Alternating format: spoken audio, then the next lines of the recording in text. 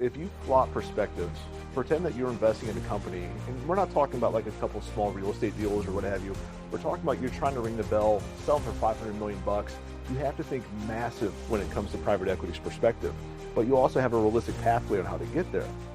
The systems you build day one, they're not going to be your day 500 systems. And if they are, you haven't grown much. And so scaling that fast, you really have to build the machine versus be the machine. And I say that because at a certain level, you can't take 500 phone calls a week and then do the work and then send 500 invoices and then do the marketing and all the contract stuff in the background. So you have to build it so that you can delegate as you go. And when you first start off, you just want traction. You know, like, hey, one day I'll have this, one day I'll have that. Well, you got to toe that line. And especially when you grew as fast as we did, our growth was a byproduct of the market that we were in, but also because we built it with the end in mind. Welcome back to another very special edition of The Root of All Success. This is episode number 291. We're quickly approaching our 300th episode, which will be released, I think, sometime in June or July.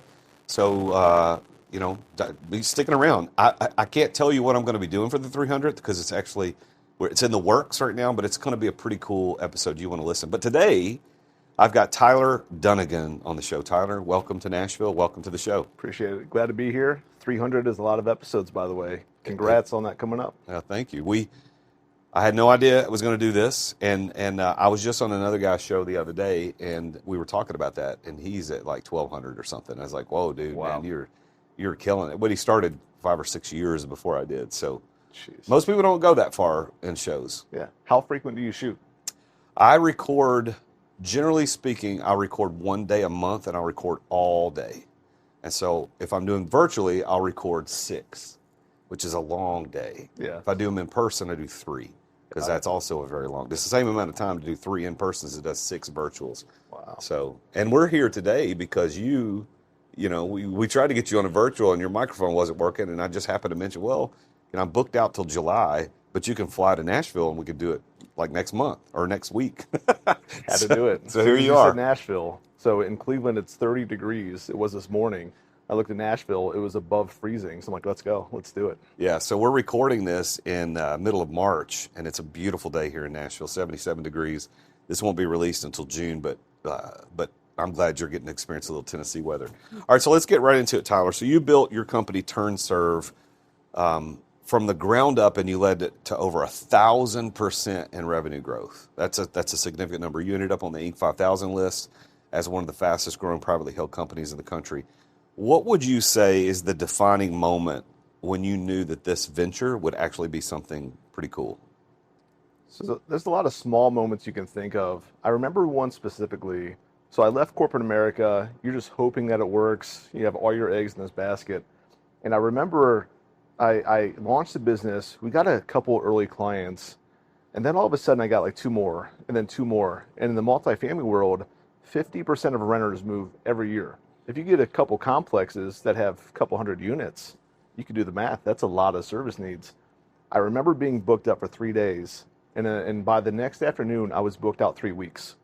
And that was a moment when I was looking at the emails coming in about clients requesting services that it was a tractionable venture. And I remember looking at my significant other and saying, we're going to be really busy. And she says, yeah, you're going to be really busy hiring because I'm not doing it for you. So that was the initial moment. I knew that there was traction, and I knew that it could be something special. As far as 1,000% special, wasn't really anticipating that, but here we are. Yeah, well, congrats on the growth. Thank you. So, but you left corporate America, kind of doing real estate there, to start off on your own entrepreneurial journey. So what was the impetus? Why did you decide, I'm going to step out of this corporate job into entrepreneurship? Sure. So I was managing $250 million worth of multifamily assets, and I was setting up everything from the back end legal and accounting to the front end sales and then maintenance, you name it. Structured a whole company for somebody. And while I was doing it, I was struggling to find a vendor to do what I needed, the turnover process. There wasn't anyone reliable. I searched high and low, and I was like, man, there's got to be a better way of doing this. And when you manage 2,500 units, you really need other people to show up. And I kept on just hitting my head against the wall because there wasn't a solution. And so I actually launched my company as an initial cure to the problems I was having in that portfolio. And so it took off right away within that portfolio, and that was it was an eye opener for me because I realized how big of a need there was. I had the need, my friends in the space had the need, so I just went all in on it, and it just took off. What year was that when you started TurnServe? So 2017 is when I started to think about the opportunities. I've always had an entrepreneurial background, and I started to get the itch during corporate America. And I remember sitting down February 2nd, 2018, sitting in front of my computer. My lawyer would hate that I shared this, by the way, but I'm going to anyways. I remember sitting on at my table, and I had a book next to me. I believe it was the book Finish Big, and I just got done reading it, and I was all motivated and whatnot. I got on the Secretary of the State website for Ohio, and I just filed a registration for an LLC. I was like, I'm going all in. Here I go. So it was in my head in 2017, but February 2nd, 2018 is when I finally just said, I'm doing it. I'm going to spend, it's like $100, like, because Oh yeah. that'll make it real at that time, just because I'm like putting it into action. And that's when I started it. And within 3 months, we went from $0 in revenue to having like $5,000 to $10,000 weeks at that point. So real quick, what does TurnServe do? You've alluded to the fact that the turnovers in multifamily renters leaving.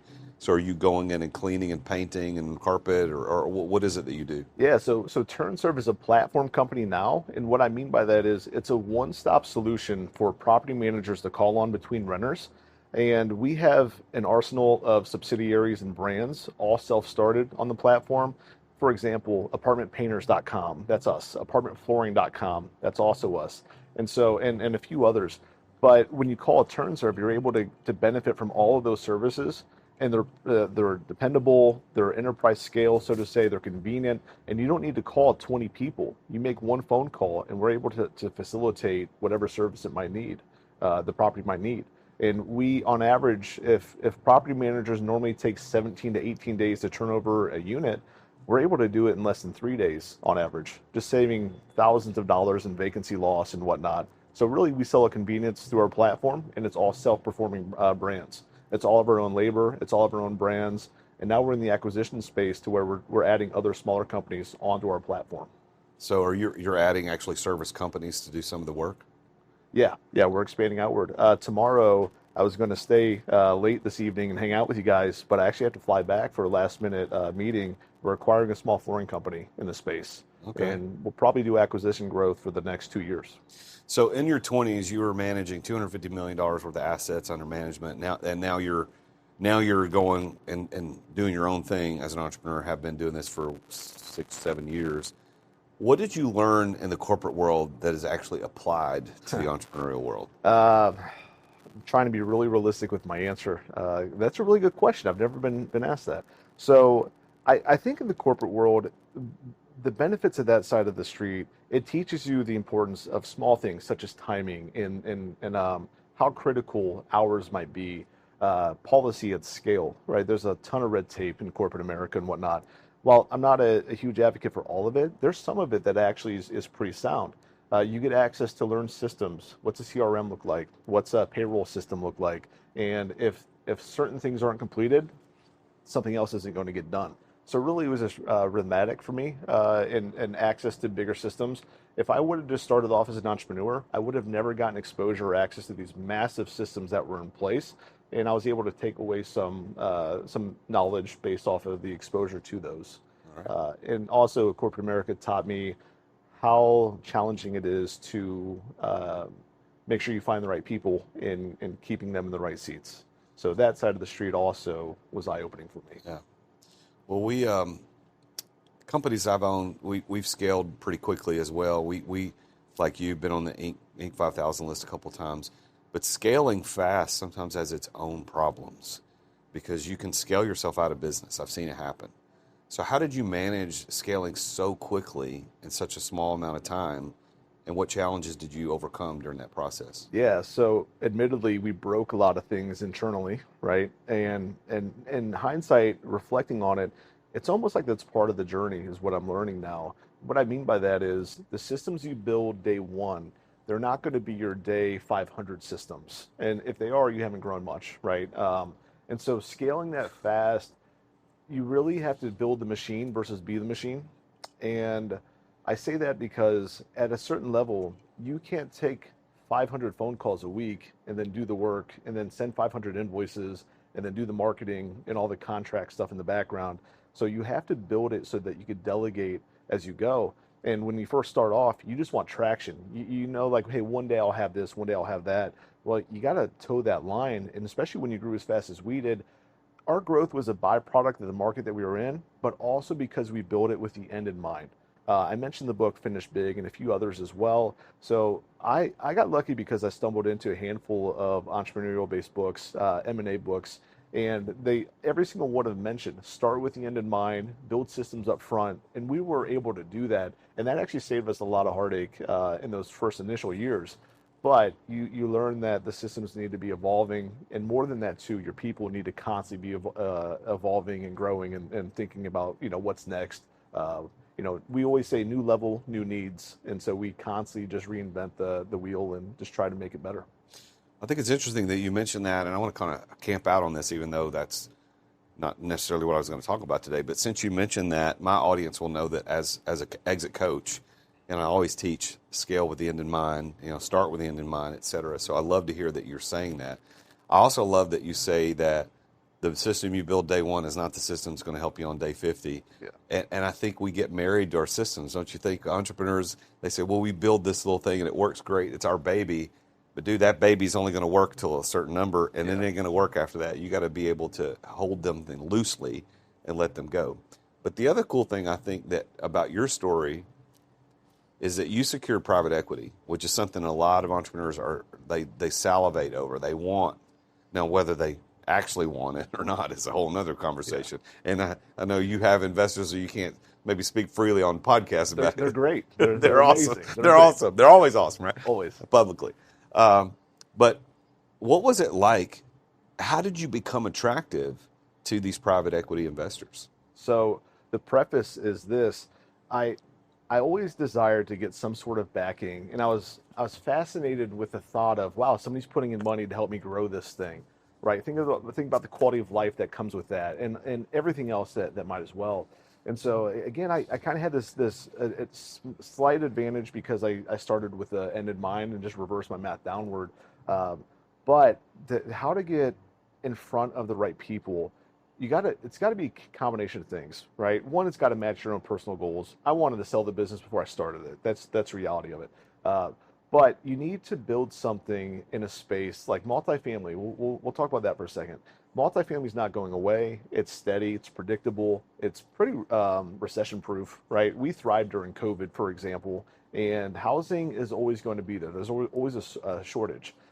Massive, big, growing, predictable market is prime soil for growing, ventures or what have you.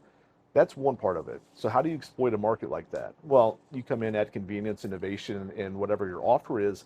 And if you do it in a way that is scalable, those two things combined allow for that rapid growth.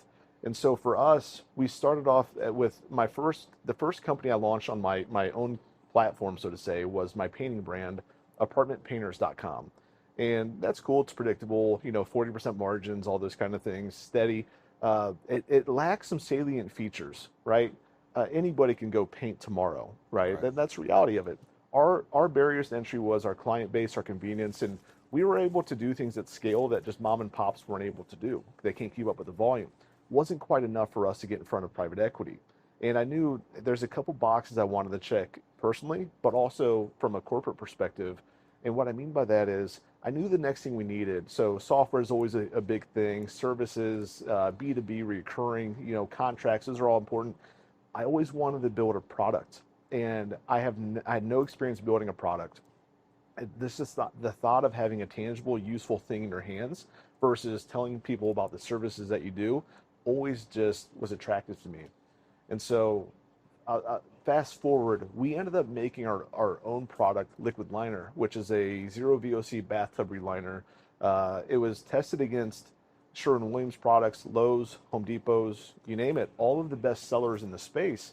And we got 10 out of 10 scores. It took 2 years to build this, a lot of R&D, a lot of money. But that product alone, I would say, I'm sure that the investors private equity people, they love the scalability. They love the moats around things.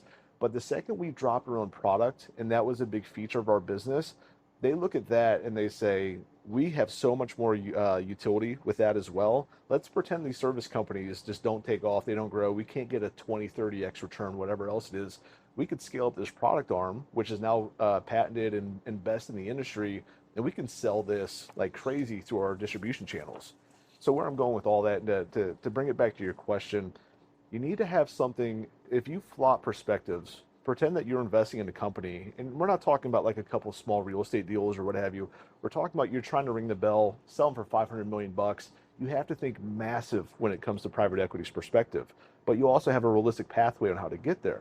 And so for me, we stacked the deck with a lot of different service companies, all specializing in a niche. And then we added our own software on the background to help our companies intertwine and speak together and or speak to each other, and maybe could be licensed in the future. But then we added that product as well, and we just kind of had this trifecta of perceived value in a company. So you take the growth, you take the market. You have to have tractionable results, right? Private equity is not going to invest into an idea. That's more venture capital. Even then, you need a MVP to show. So you have to have some sort of traction behind you. And we had all those things. And I remember when I handed them the product in that meeting, I took a backpack, which is all we need to do our services, and that product. I told them about our services, all these things. And then I said, and by the way, we have best in class product. And I got it out and I put it in their hands. The second the product was in their hands and all these things came together, I knew that they were interested. So it takes a few things, but if you take a hard look at what you're doing, the space you're in, make sure that it's viable. As long as it's something that you're excited about, if you're going to exit it one day or you want to talk about how big it could be, if you're excited about the possibilities and the opportunities, they probably will be too. If it's a very small market, not really scalable or what have you, they're probably not even going to give you the time of day. So are you excited about what you're doing with TurnServe? I don't know what else I would do. So a lot of people, I get this question all the time, and a lot of people ask, and I say it the same way. Even if they sat me down in the boardroom and said, hey, we're not going to pay you salary anymore, I'd say, okay, that's fine. I'm still going to show up tomorrow. So I absolutely love what I'm doing, from scaling services, products, coming up with things. I call it my professional playground. We have a platform, we have a recurring client base, and we have an infrastructure to build service companies nonstop. And I'm able to craft my ideas just so easily, seamlessly. I know what not to do. I know what to do. And so for me, I have the time in my life, day in and day out. It never feels like work for me. And it's honestly, it's what I've always wanted to do, always. I'm going to let Tyler take a moment to relight his cigar as I talk about our sponsor for today's show. First of all, if you're watching this on YouTube, you can see, or on Spotify, because we actually have our video of this podcast is now on Spotify. So if you watch on Spotify or watch on YouTube, you can see what we're doing right here. And we're enjoying a couple of cigars here and a glass of some bourbon. And we're having a good time. We're at Smokers Abbey in Gallatin, Tennessee. They've got locations here, East Nashville, Memphis, Jacksonville, Austin, and I'm probably leaving out another spot. Big thanks to Joshua Stump, the proprietor, and his team, his manager here, Josh, for letting us use the space. But our title sponsor of today's episode is Dub. If you're in sales, and if you're listening to this or watching this, you are in sales, whether you realize it or not, you need to consider what it's like when you try to reach out to your prospects, your vendors, or even your clients through email. I mean, none of us wake up in the morning and say, I can't wait to read my emails. I can't wait to go through my emails. I can't wait to do that. Because why? Because it's a bunch of crap. It's things you have to read. It's mostly tasks anyway. It's things you have to do. So it's just a big, long, ever expanding to-do list. But with Dub, what if you could video yourself talking directly to the person you want to talk to and send them a quick video where a GIF would actually play really quickly in the inbox when they open it up, and they're like, oh, what is this? And they click, and there's a video of you talking to them where they don't have to read anything. And they could even respond in video if they want to. They could click a thing and record themselves responding to you. That's one aspect of Dub, the part that I like the most. But they have all kinds of features. They've got a video library that you can put in there. They've got AI built into it. They've got a sales agent built into it. They've got a CRM built into it. Dub is amazing. I've actually used Dub as a customer since 2018, I think. I think maybe back since when they began. And Ruben and Darius, the guys that founded it, are phenomenal guys. They're based here in the United States, right in California. They do a great job. I want you to go check them out. Get your first 2 months at 50% off with my link. Go to therealjasonduncan.com/dub. That's therealjasonduncan.com/dub. It's DUBB. Once you use them, you'll never look at email the same. All right, so Tyler, TurnServe is not just another property management company. I mean, there's tons of property management companies out there. You're changing the game with these tech-driven solutions, product-driven solutions. What's the most exciting innovation in that industry right now? Whether you're involved in that innovation or not, what's the most exciting thing? So there's a handful that's going on. You see a lot on the financial side, predictable AI. You look at security deposit replacement, insurance options. So there's a lot of tech coming into the space. A lot of it is on the financial side of the street right now, and it's slowly starting to get in the operational side.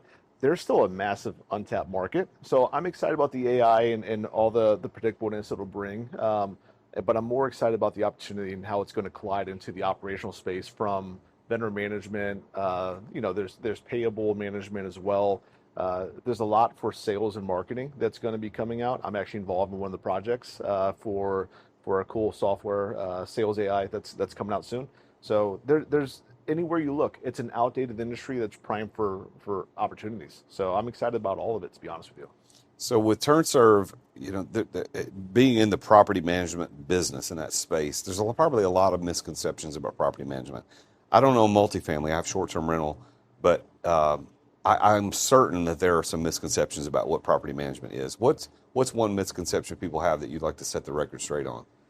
So there's a million ways to look at property management.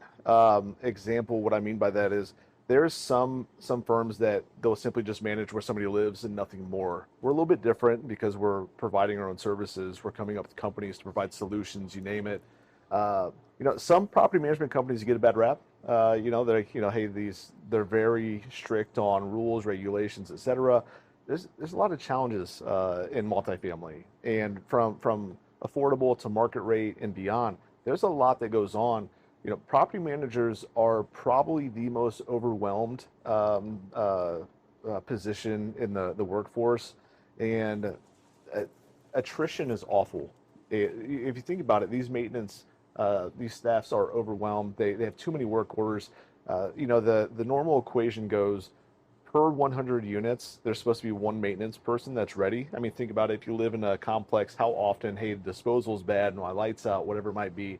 You're supposed to have one per 100. Right now, the average is probably one per almost 300 units. So there's a big shortage. And so when these two things collide, you have people's lives where people live. They want things done. Like, hey, I want to sleep in a sound spot. My kids live here. My family lives here. There's that aspect, which I understand that and I follow that. And I even today, like if something breaks, if I'm renting somewhere, staying somewhere, I want it fixed, what have you. But on the other side, on the workforce side, there's a massive shortage and everything is outdated.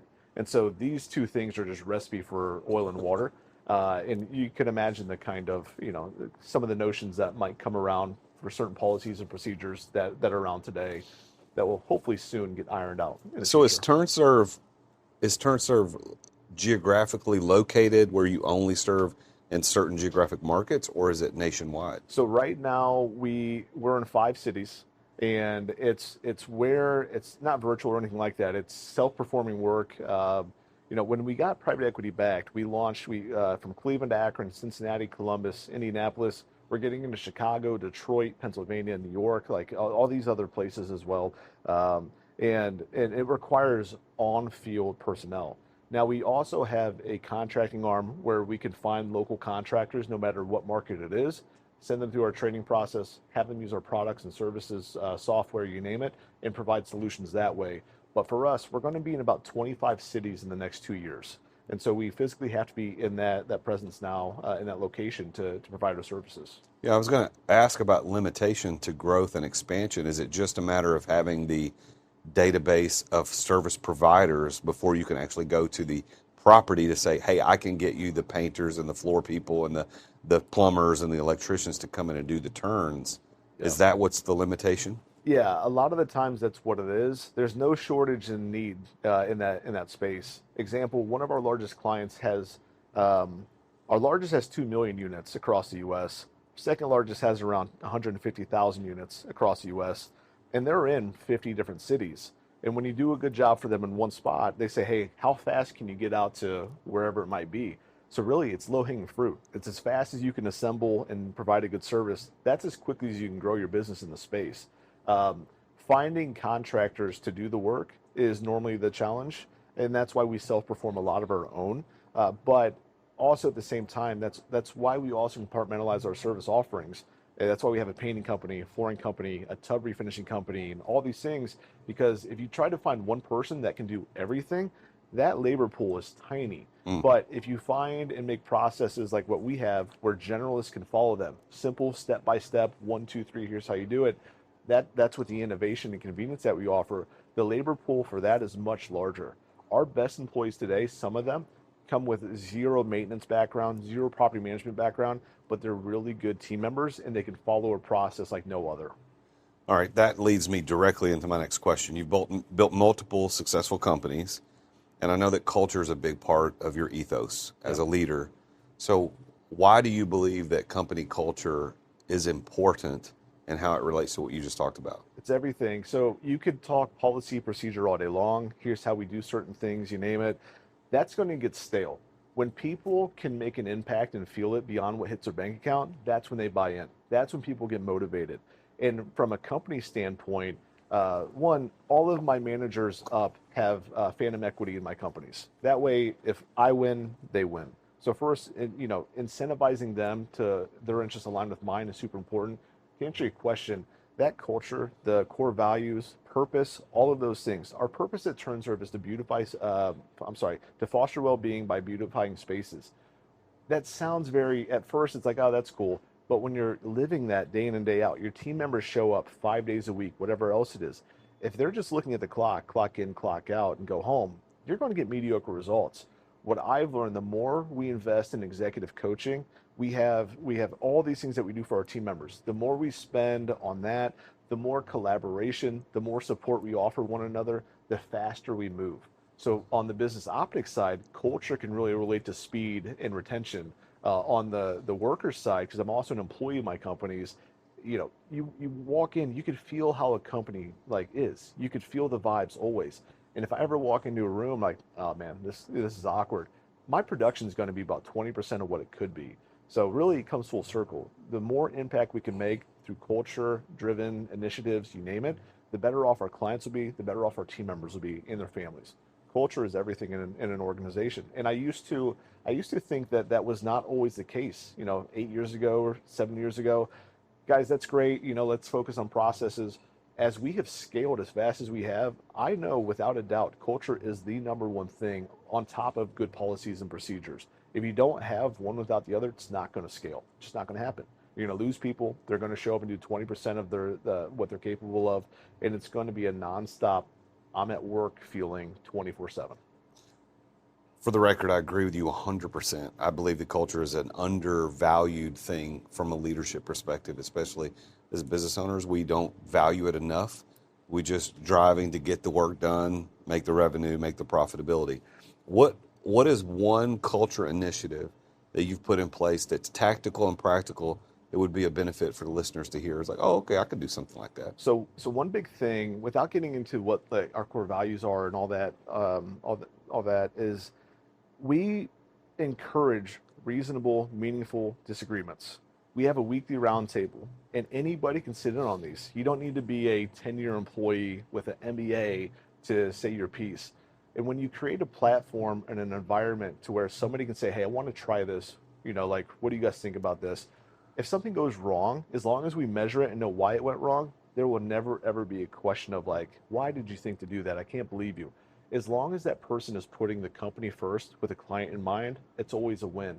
So I think that's probably one thing that's a lot different for us, and how to include our younger or early or just joined us employees when they can sit down in the room that's been doing it for years together, and there's a newcomer that came in, and we look at that person and we say, here's the optics. I probably have a bias.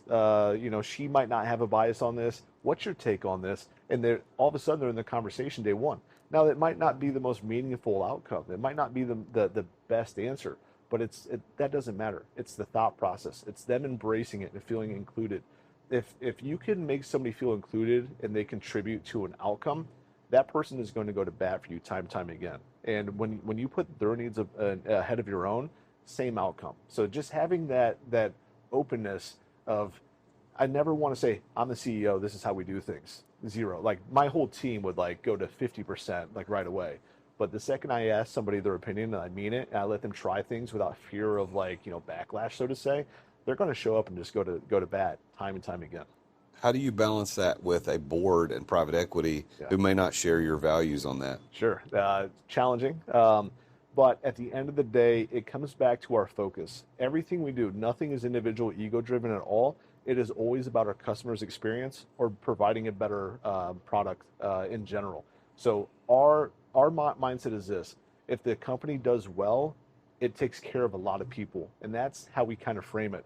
We would never just do something that was, hey, I kind of want to try this. There's no win-win here at all. So it's got to be focused on something that could be productive, and that has allowed me a little bit of wiggle room. If I didn't have that aspect, they'd probably maybe slash the R&D budget a little bit. But everything that the team does, everything that we've gotten into has always been client-focused, team-focused, and that's it. If it's anything else, hey, let's try this after work sometime. But really, we just keep the main thing the main thing. I wasn't planning on asking this question, but the more you talk about this, the more intrigued I become about this idea of how private equity is playing into your plan. So you started the company in 2018. And it was just you, or did you have somebody else at the time? Just me and my significant other. Okay. It was I was the only employee for the first 12 months. And I'll add this: I was paid. I looked at my tax return. I made $23,000 that year. That was my income, my gross income. What were you making in the corporate world before you did that? Almost 200,000. Yeah. So this is the sacrifice that we make as entrepreneurs, and it's normal. It's normal. It's not fun, but it's part of the process, part of the journey. So when did you bring in a partner or equity that split your complete control of the company? Sure. So I would say probably, that one of our early employees bought in because it was just me and I needed somebody to help. And so minority, like, hey, I want to be part of this. Here you go. Great team member, by the way. And then when you say bought in, yeah, literally bought in or like mentally bought in? Legitimately bought in. So okay. I'll give you the quick story on that. So Thomas from my team, shout out Tom, he was a teacher. And that's your background as well. Yeah, I was a teacher. And I remember he came to me, we got introduced to a mutual friend, and this is when the company just started really like, I say took off, but when you go from coming from zero, I mean, having 4 days worth of work is taken off. Yeah, that's right. And I remember I was doing it, and it was almost the summertime. That's when teachers obviously have more time. And hey, my friend says, hey, somebody wants to meet you. They're just looking for some extra work, just a summer gig. Is that okay? I'm like, oh, that's perfect. I was afraid to commit to hiring somebody full time because I wasn't sure how good the business would do or what have you. I didn't want somebody to quit their job to come work for me quite yet. So when I heard that, I was like, yeah, that's perfect. Like if it doesn't work out, they're okay. There's no loss. So worked the whole summer. We got along so well. His strengths really combated my weaknesses and vice versa. It wasn't necessarily like a best friendship kind of thing. Obviously, you have to enjoy the people you work with. From a function and utility standpoint, we were perfectly mirrored or matched with each other. I was good at some things, he was awful at, and vice versa. And so at the end of the summer, he was like, so I got I don't know what it's called, the educational contract offer or whatever it is. And he's like, I don't want to sign it. And I was like, oh, okay. I'm like, all right, dude, I hope you figure it out. And he said this to me like 3 days in a row. And he said it again. I was finally like, he was dropping hints. Yeah, I was like, dude, like you got to be real literal with me. Like, help me understand. Like, are you asking my opinion on that? He's like, no, I want to pitch something to you. I was like, pitch? And he was like, what if I didn't go back to teaching? I was like, then you don't go back to teaching. And he's like, but what if I bought into the company instead? I was like, oh, I see. And like, you feel like an idiot because for a week, 2 weeks, he's been dropping hints. And I remember, so fast forward, for 3 weeks straight, I tried to talk him out of it no matter what. I wasn't selling the vision. I wasn't selling what it could be. I was literally saying like, so most small businesses go bankrupt. It was nonstop. I was like, I need you to talk to your accountant, your banker, your mom, dad, whoever else you lean into, and they're all going to tell you not to do it. And I hope that you get talked out of it. I was like, because if you do buy in and it goes wrong, this is my way of not feeling bad. And he was like, okay. He comes back 3 days later. He's like, So can we get the ball rolling with it? I was like, man, like we're supposed to talk you out of it. And so we went through the whole process. This is when I learned everything about operating agreements and what have you. And next thing you know, now he's a minority owner of the company, and he was employee number one. So Can you share the equity, or is that a private I thing? know I don't think it's a big deal. So it's minority. So when he bought in at the time, because keep in mind we've also diluted through funding rounds.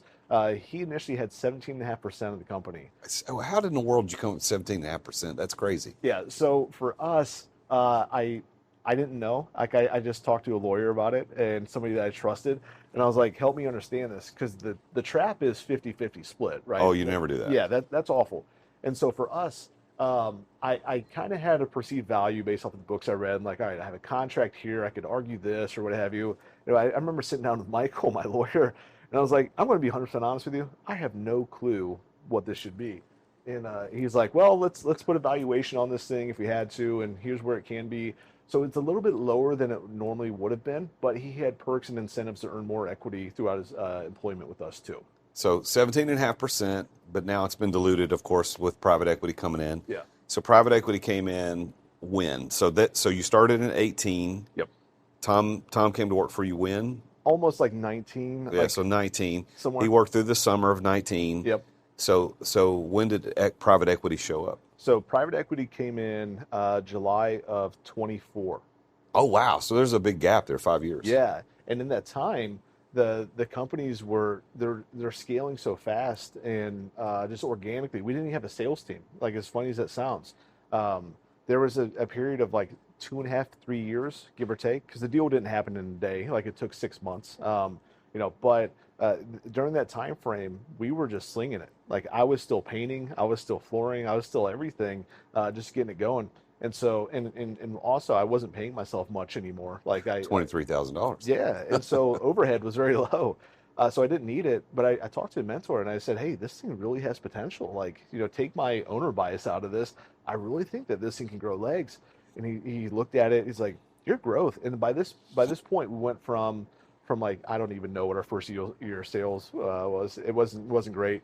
The second year we did like $685,000, and I was like, man, like if I could replicate myself 10 times, we're doing good. And then he said, yeah, but you're gonna need some working capital, right? And I was like, you tell me. He's like, And who said this? so Mark Blauschild of Famous Supply, Okay. greatest guy in the world, early mentor of mine. We call him friends of the company because I can call him right now, Mark, I need you. What do you need? And he's just there for me. He's there for my team too. And he's the one that encouraged, look at growth capital. And he was the one that actually introduced us to the private equity company, or the private equity team, I should say, that ended up investing in us. So Wow. yeah. Well, I also know that from looking at your background and what you're doing is that social impact is a big thing for you, and giving back to the community. Why do you believe that is an important thing? And the reason I want to ask that is because I see a lot of times, and take your time. I'll keep talking, give you time to light that up. A lot of times entrepreneurs, especially generation, what is it? It's the millennials, which I guess you're technically a millennial. You're a younger millennial. Believe in this, but a lot of times to the detriment of the company. I just want to give back. I don't care if we make any profit. Well, you can't give back if you don't have profit. If you don't have any money, you can't do anything. So when and how did that become a part of your ethos as a company to do community give backs and social impact? I think so. We were lucky in the space that we were in because some good example early on was we did some affordable housing. Keep in mind, a lot of people that rely on affordable housing, they have limitations or a disability or something along those lines. And for us, when we're going into a complex, it's all government regulated, you name it. And there's people, like we would do jobs and complete them. And we would have somebody just in tears that showed up and like, this is my house. This is the first house I've ever had of my own. It's an apartment, obviously. And that's when we started like realizing like, wow, we can make a big impact for people more than just putting paint on the wall. There's a deeper purpose here. So that kind of got the team thinking. And in our weekly roundtables, we always talk about things that we're very lucky to have, like things that new concepts we didn't realize, lessons that we learned. And there was a common theme in the fabric of, man, this new tenant was so happy, or this property manager that like, we literally saw the stress note off their face because of whatever it might have been, or we would start working in opportunity zones where nobody lived ever, like in East Cleveland, for example, because of the economic landscape there. And we're restoring these houses where before they just didn't have anything. And so that kind of started the initiative. And the deeper we got into that, and we looked at it even further, what else can we do here? We talk about the environment, health and safety, and beyond that. That's actually what led us to making our own pour over zero VOC bathtub liner and liquid liner, because the way that the industry operates today, it's a hazmat suit with sprayers with toxic chemicals, and it's just bad quality of life. And so we developed a new process. It didn't require expertise.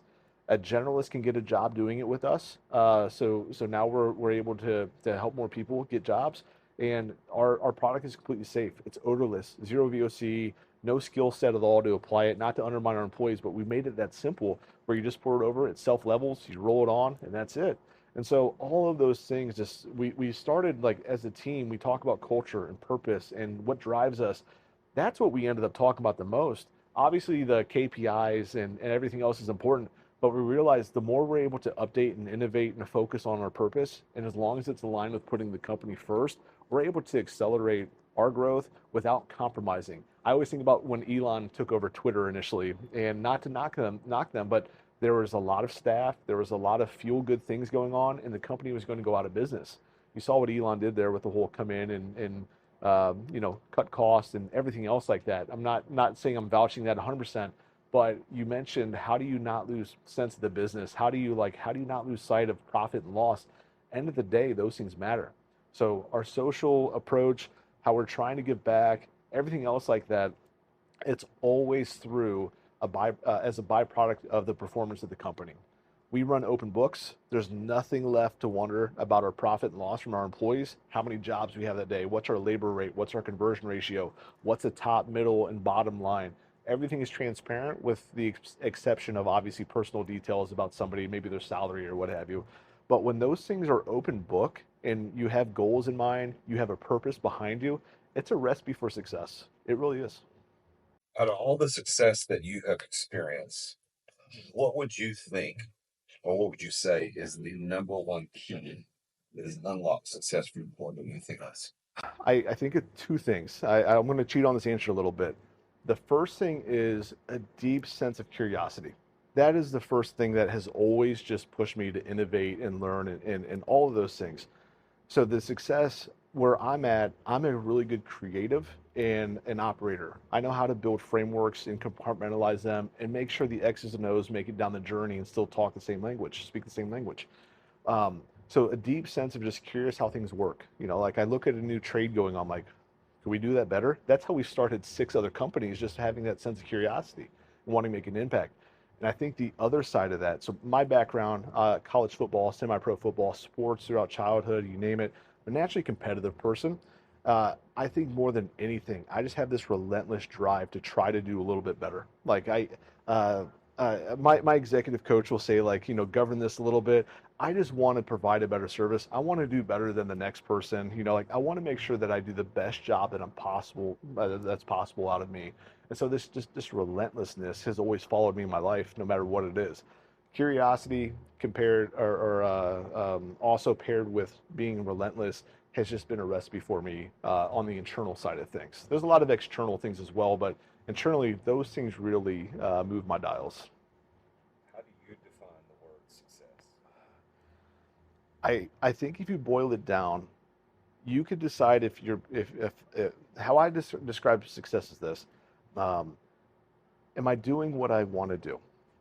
And it doesn't mean that there's not seasons of your journey where, hey, I don't want to do this. Like I do weekly financial calls, and that's not my ideal success, right?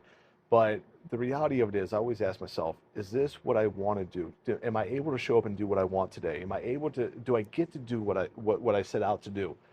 For me, that's successful. Being able to provide for my family under my own terms and building something that wasn't there, turning a thought into reality, it does it for me. If I'm able to control my own destiny, good, bad, and different, as long as I have the option and the outcome is mine to own, that is success for me. That's what moves my dials like no other.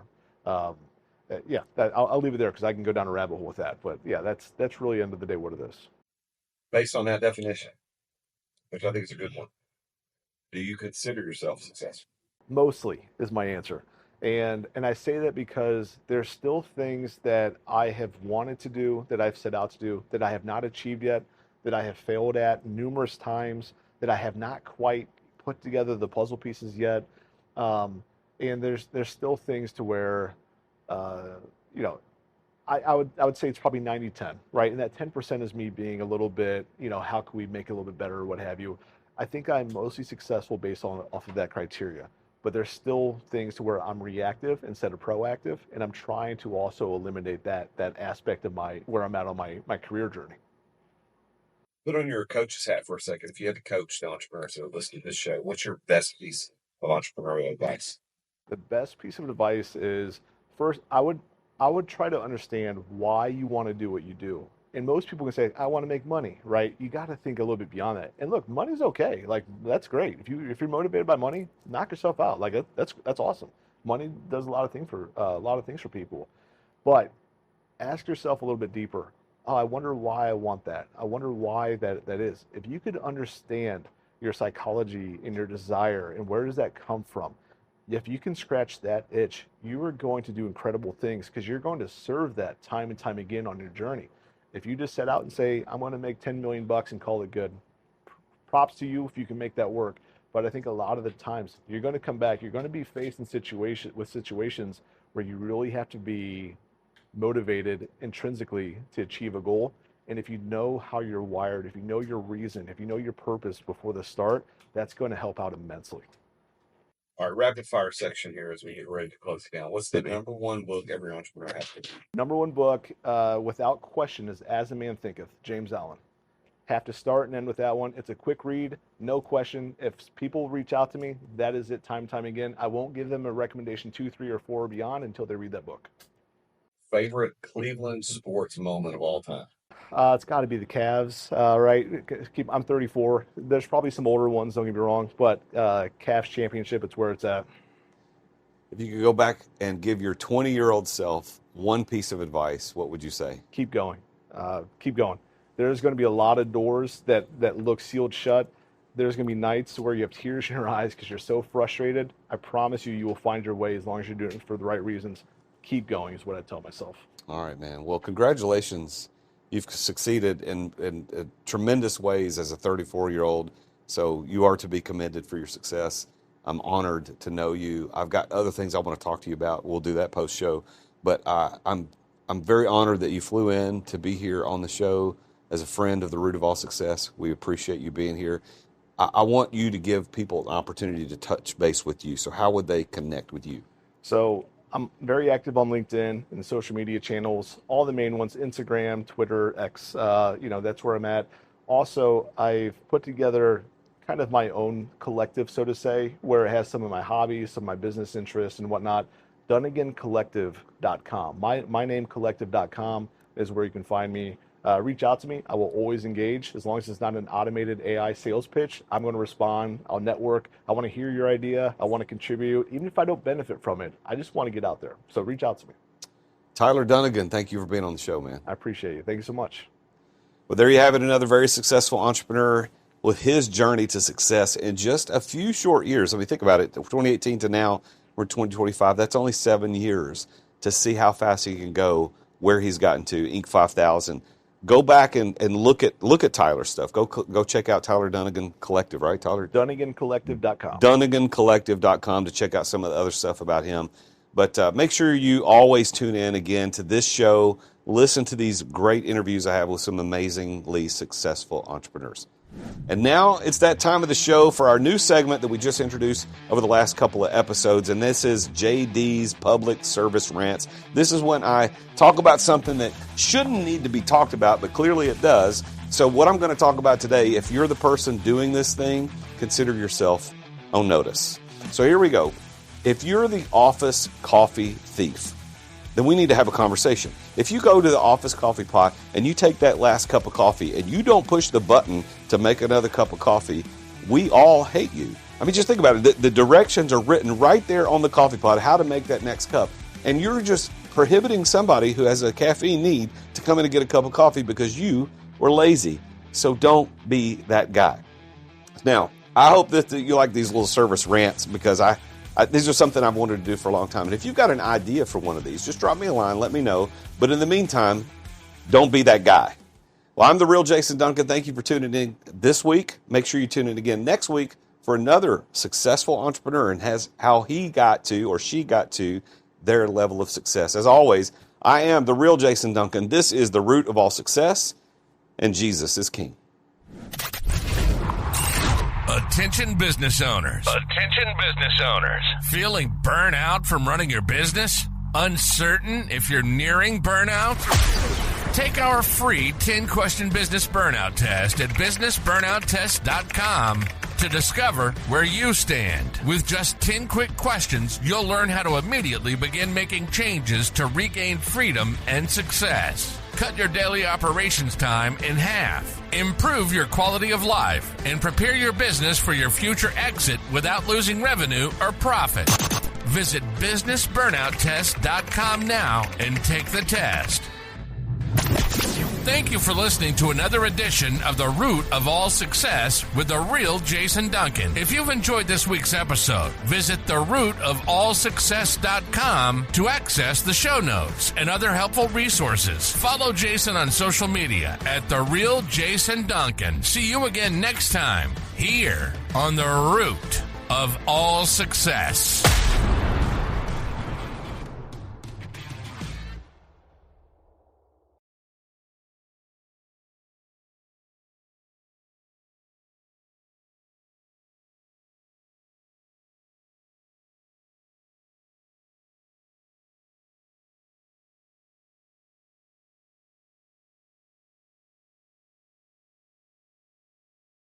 This podcast is a part of the C-Suite Radio Network. For more top business podcasts, visit c-suiteradio.com.